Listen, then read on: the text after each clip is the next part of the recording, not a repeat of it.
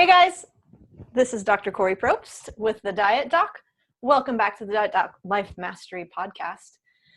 Motivational mastery today, and I'm here with one of my favorite people whom I'm so excited to introduce. She is a client who quickly became a friend. Her name is Marian Pease, like the peas you eat. I had to ask her this before we started recording. Hi, Marian. Hi, Kori. How are you? I am well. Thank you. Thank you so much for agreeing to do this with me. I think that your story is poignant, and I'm thrilled to be able to have the opportunity to talk to you a bit today about your experience and what the journey has been like for you as you've lost weight and made some pretty significant shifts, not only in your physical health, but in your mental and emotional health as well. So, yeah. Okay. So to start off, just so you guys who are watching and listening, Marian, we've been working together for about 7 months now, I think. Is that right? So we started about mid-October of last year. Of 2018. Uh-huh. Yes. Can you tell everyone what goals you came into this with, and just how you even made the decision? Because you did have a pretty significant dieting history prior to us getting started. How could you even make that decision after however many failed attempts? Well, I kept, as I got older, I kept creeping up in my weight, and I had been so heavy that I kept saying I don't want to go back there, which was about 100 pounds, a little more than 100 pounds than I am now. And I didn't want to do that. And I'm also a cyclist, a road cyclist, and kind of stuck in my progress. And my coach said, if you lose weight, I think you'll see a big difference. And I thought, okay, I'll give this one more time, but I keep trying and I'm not making any progress. And then he introduced me to you. And I told you that I would do it, but it wasn't going to work. I remember. So the failed attempts were huge in my mind, and I just thought, I'm short, I'm older, I've tried, I should know what to do by now, and I just can't do it. That's where I came to you. Yeah, Marian, all of those thoughts that you've just outlined that were looming right here for you when you got started. I hear those so often. I've tried this many times. This why would this time work? I'm not sure that I can do it. I'm not even sure that I really want to try again, but someone is telling me that it's going to be a good idea. And I guess we'll see what happens. And then there's the physical part too. I'm short. I'm 60. I'm too old. Oh, I could go down the whole list, right? What I really loved about you from the beginning, though, was this. Even though you had kind of convinced yourself like this isn't going to work, there was also this element of curiosity that you embodied from the very beginning. Like, I could feel that even when we communicated for the first time. There was this glimmer of hope, like maybe this time. Maybe this time. So talk to us about, go ahead. Yeah. No, I delved in. I call myself a rule follower, and I'd like to come up with a better term for that because it feels a little negative, but that's what I did. I listened to the podcast and the information, and I tried to stay up on it. And I have a whole section on my computer with notes, so I would be listening and typing as fast as I could and rewinding and doing all that. And I just thought, okay, I need to learn, because if I knew what to do, I would have done it by now.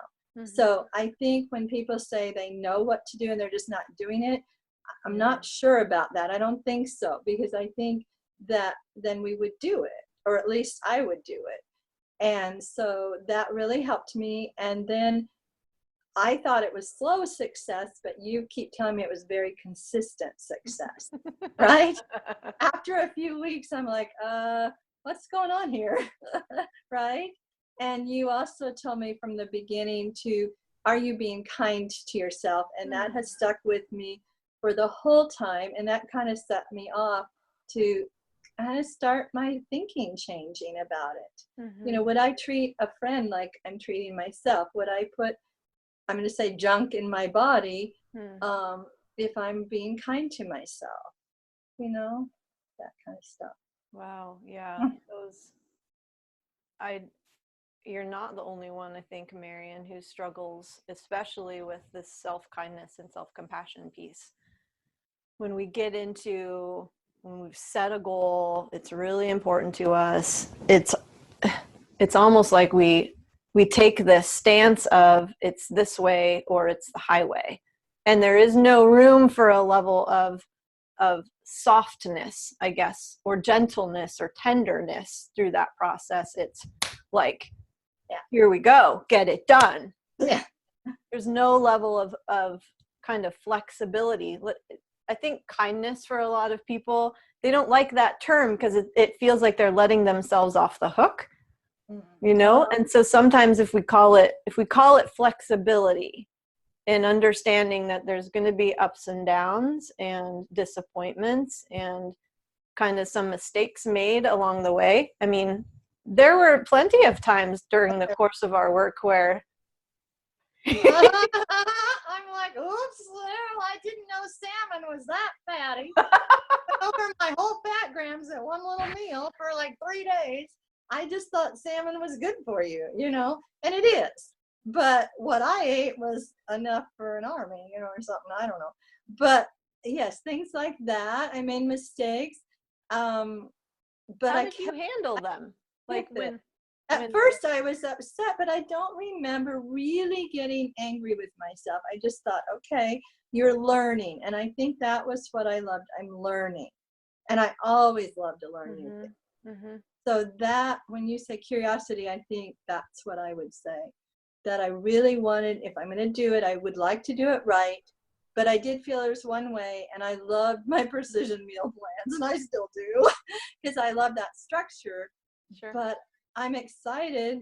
I mean, those are my 2 favorite words, structure and flexibility, because that's what I do. If I teach piano and all they have to get to do is scales and chords and exercises, who wants to play piano? But if they get to play a Disney song, or they get to play something, you know, from a movie or something from a play that they really like, they're going to keep at it. So I think that, I don't know if you guys have thought about it like that, but that's kind of where my mind goes now. Mm-hmm. And so it works for me. Well, so what I love, Marian, is like you just said, structured flexibility. That's a term that Joe and I throw around all the time. Just part of the work we do, whether it's in, you know, kind of my side, which is the mental edge and peak performance, and then the nutritional and health goal aspects, and what does it mean to really change. We need structure. You know that as a teacher, your students have to have a level of like the fundamentals. They've got to learn the fundamentals before they're then able to throw in the fun stuff and be a little bit more flexible and play around, right? Yes, exactly. Yes. Yeah. So there's 2 interesting things that you've said. You started by saying, you know, a lot of us get into these goal pursuits with this, I know what to do, I just don't do it sort of an attitude.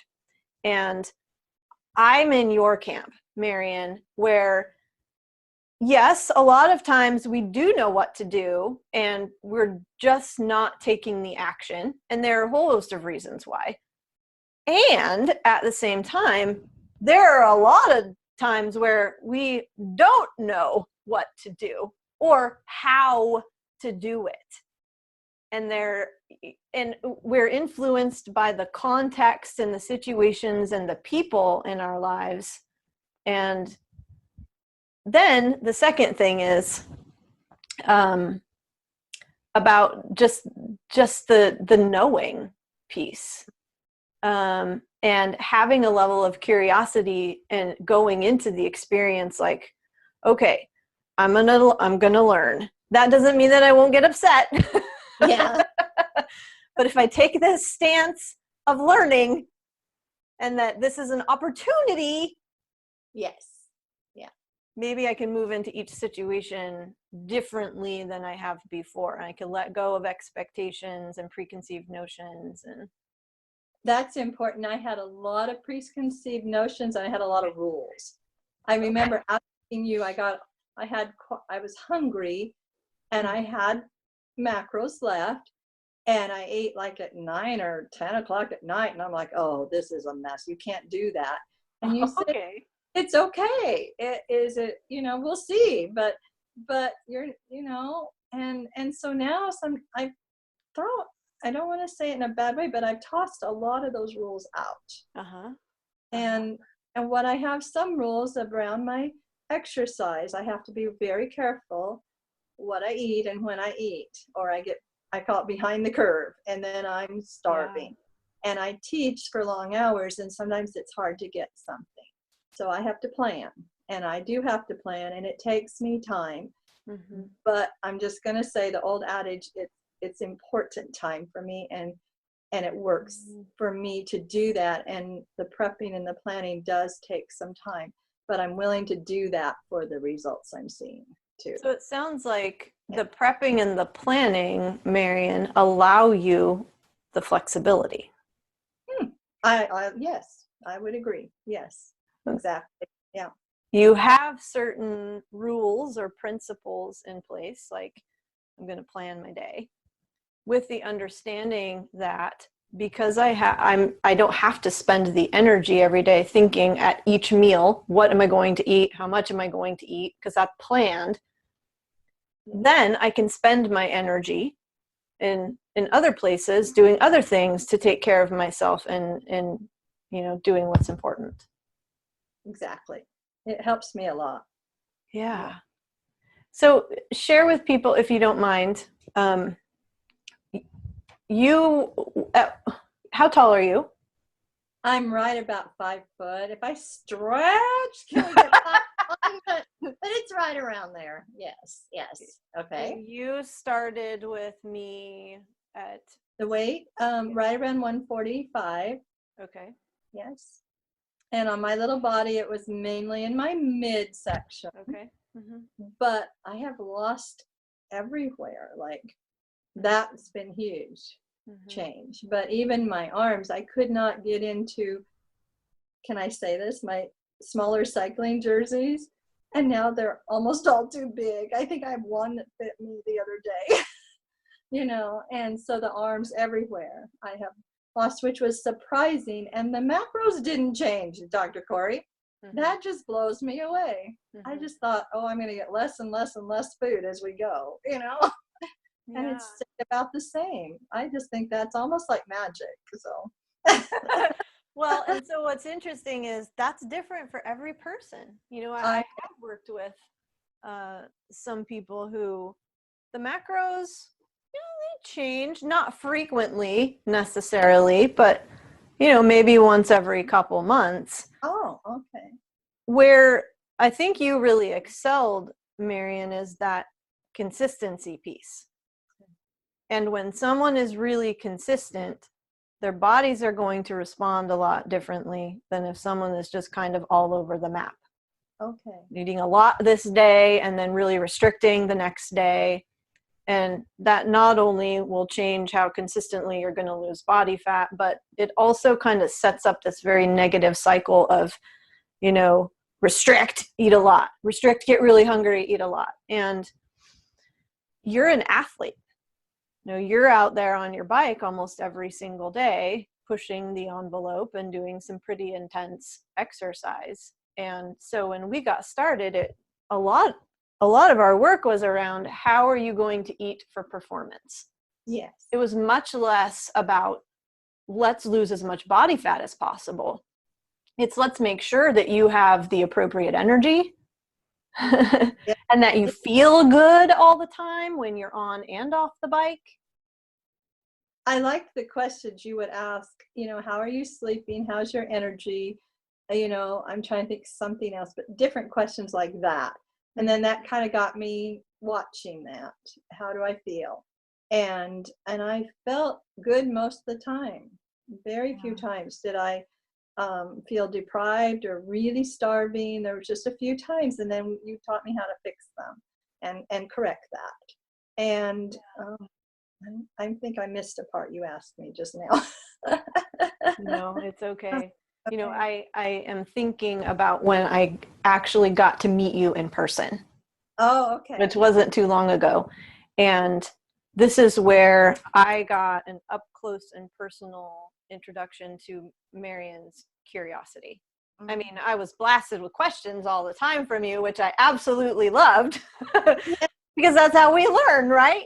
You ask these questions, things come up, and rather than going on assumptions or judgments based on previous experience, you're moving into the situation like, well, maybe I'll ask Kori about this. I don't really know. That was then, but this is now. I'm different. The situation is different.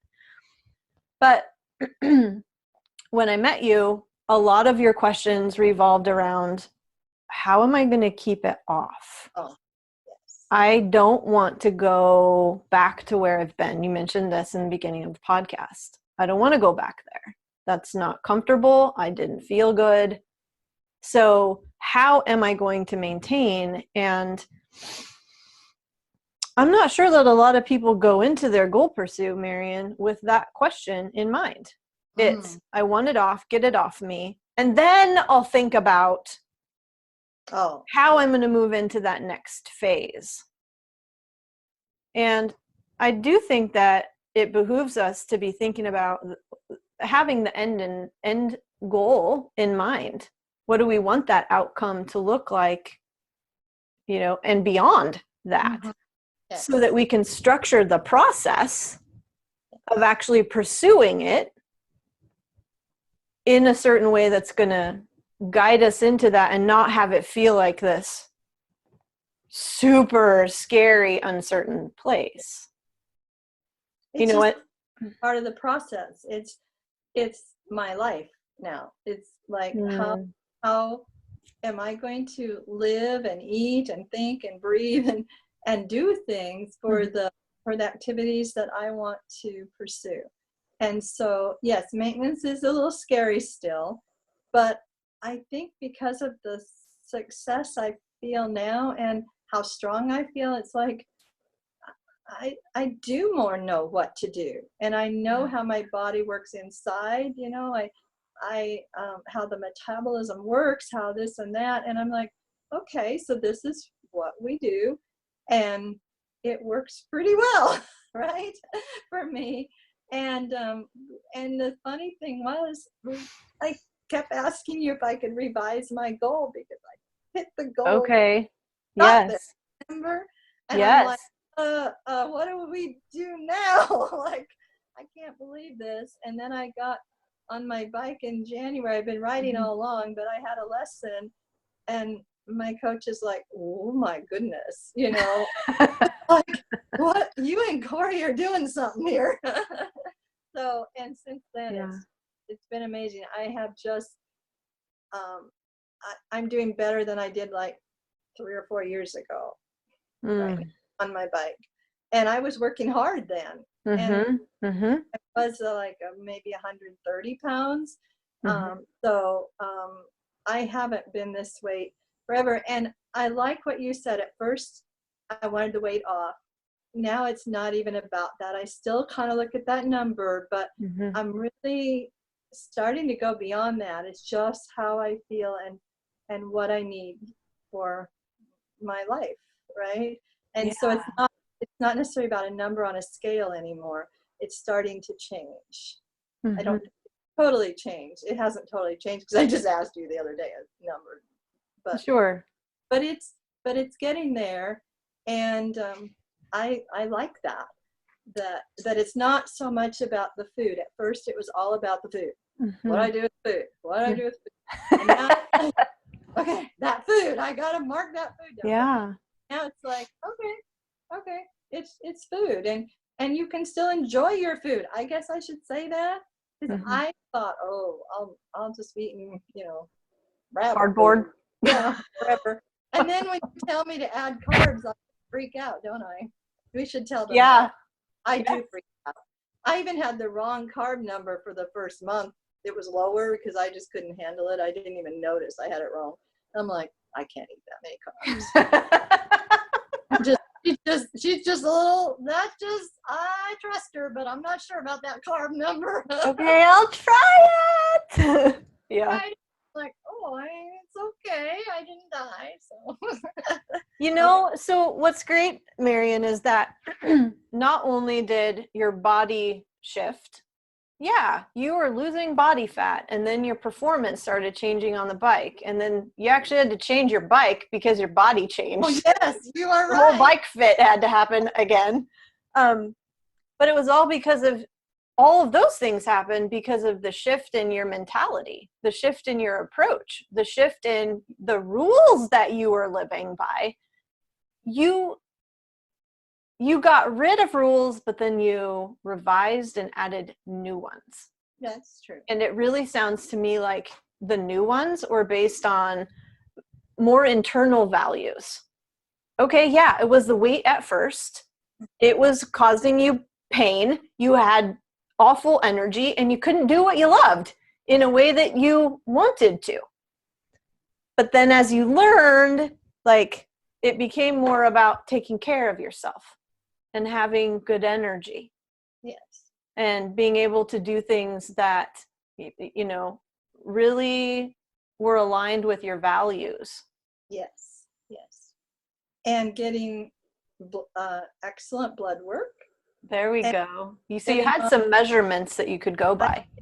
And off my blood pressure meds. So that's a good thing. I had forgotten about that. I'm glad that you mentioned it. That's huge.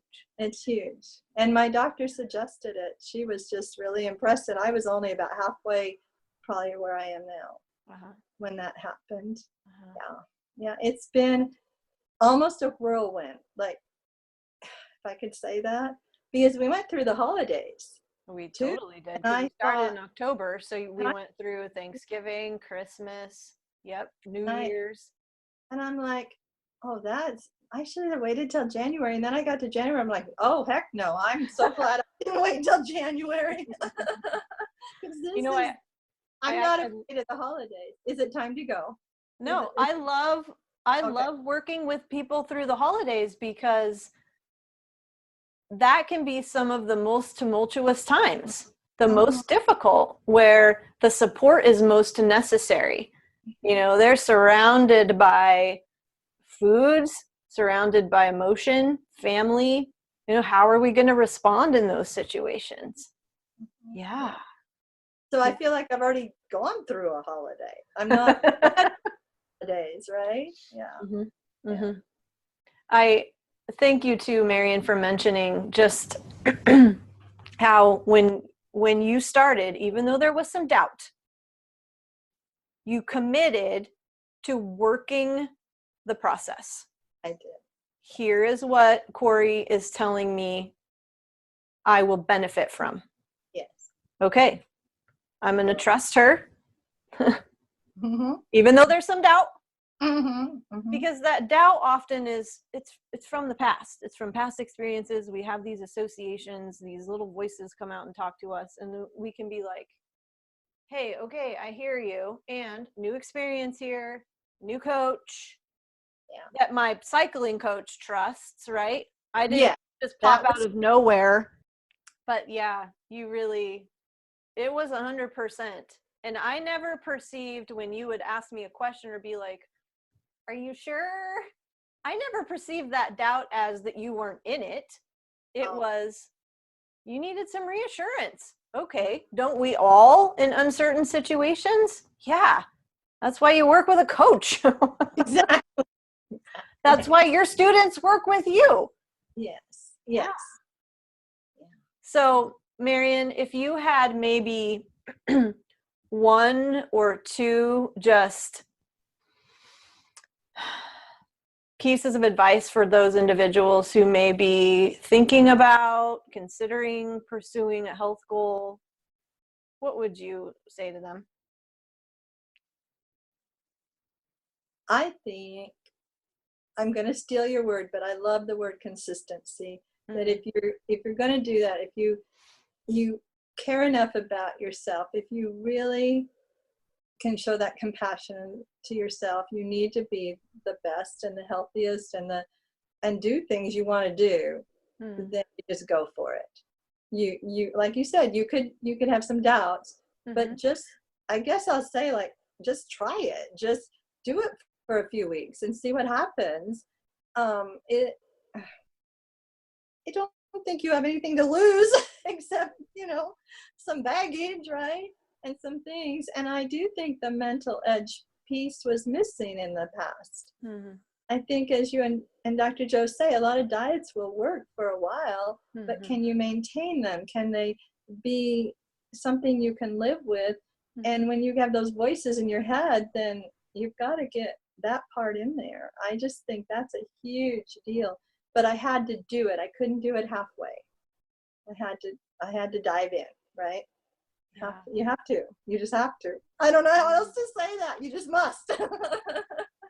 Yeah, and you certainly did. There wasn't this, 1 foot on, you were not straddling the fence, is what I'm trying to say. No, there was none of that. Never felt that way. No, I thought I'm going to do this. I don't think it's going to work, but I'm going to do it. Isn't that funny? It worked.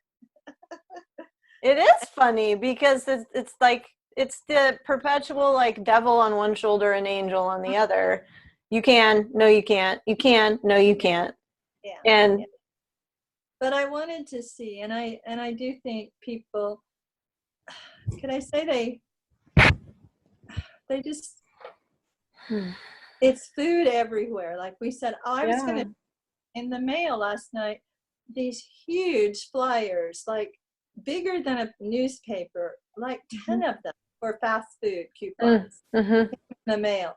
And I'm like, oh my goodness, that's just like, for somebody who's struggling, that was probably like, oh, it's only $2 or $3. I'll go get this now, and I just tossed them real quickly. But I did look at them, and I'm like, because I'm not really tempted, but I'm like, oh my goodness, it's everywhere.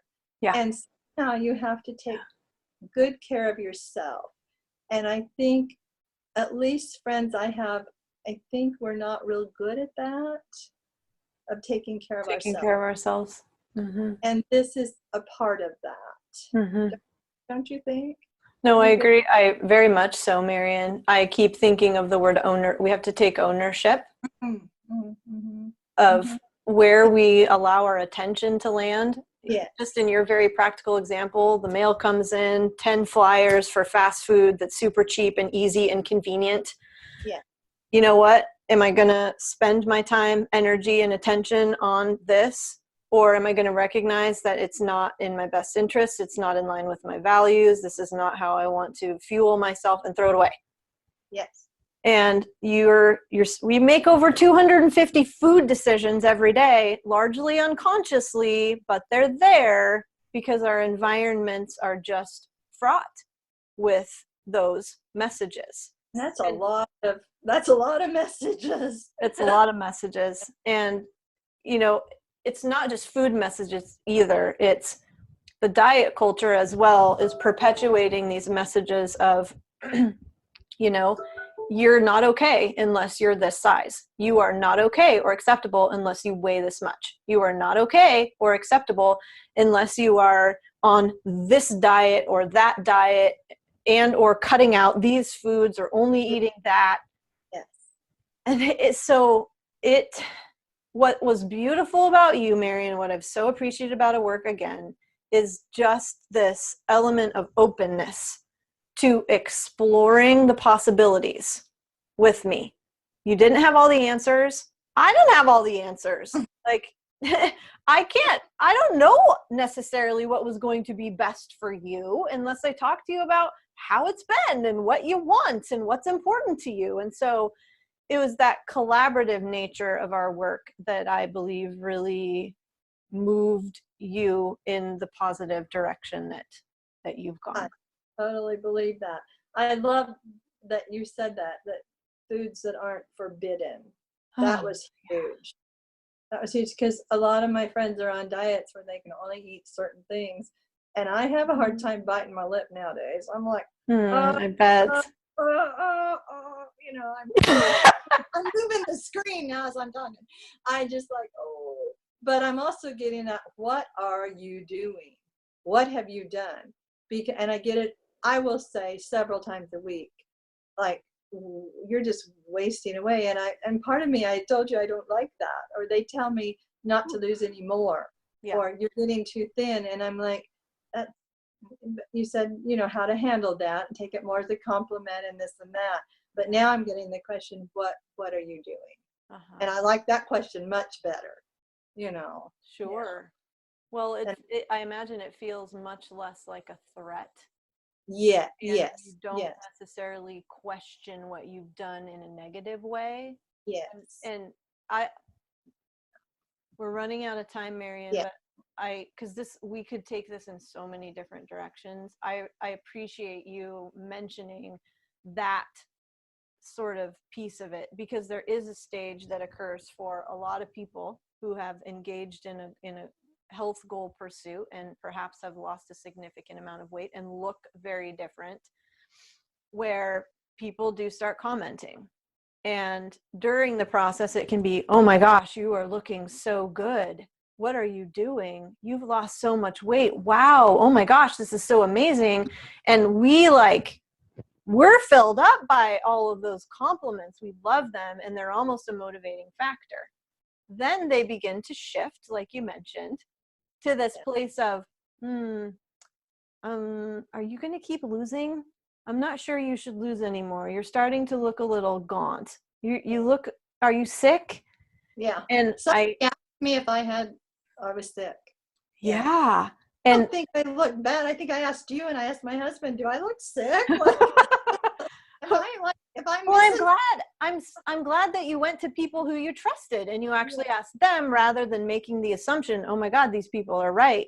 Because I can't tell you how I can probably count on two hands how many of my clients have taken that feedback, believed it, and gained all their weight back. It prompted something. There could have been trauma in their history. And there is research to show that is there. But it can have a very, very harmful negative impact. And so for you to come to me and go to your husband and process it. Yeah. It was hard. It really was smart. Mm-hmm. Yeah. And to learn, that's the other piece of this is it because weight loss changes so much in our lives. We got to learn to communicate with people differently. It's not just what am I putting in my body, what am I eating and how am I eating and exercising. It's how do I talk to people now? How do I answer questions? Oh my gosh, these people are saying this to me and it's affecting me this way. That's not about food. That's that's something else. Yeah. And so it's really, it's a life transformation in many ways that you have gone through. And I feel I've done it a couple times, big time. One was with the huge weight loss, but without help with what to do afterwards. There wasn't really any follow-up. So I was on my own. And now I feel like I've got some missing pieces from you. And I'll continue. I'm continuing to learn. I'm taking different classes, and I just think that I'm almost like can't get enough, like, because it's so helpful to me. Yeah. You're like a sponge now. I feel like I am. a clean, open sponge. Right? Yes, there you go. Okay. There you go. All right, Marian. Well, thank you again for taking the time. I appreciate it. It was great to actually visit with you. You too. You too. We need to do this more often. Okay. Yeah. Well, guys, thank you for listening to the Diet Doc Life Mastery Podcast. As always, if you have a chance, please do go to Apple Podcasts or YouTube, rate us, review us, let us know what you think. This will help more people find us and more people be inspired to change their lives in a positive way. Thanks again, Marian. Thank you, Dr. Kori.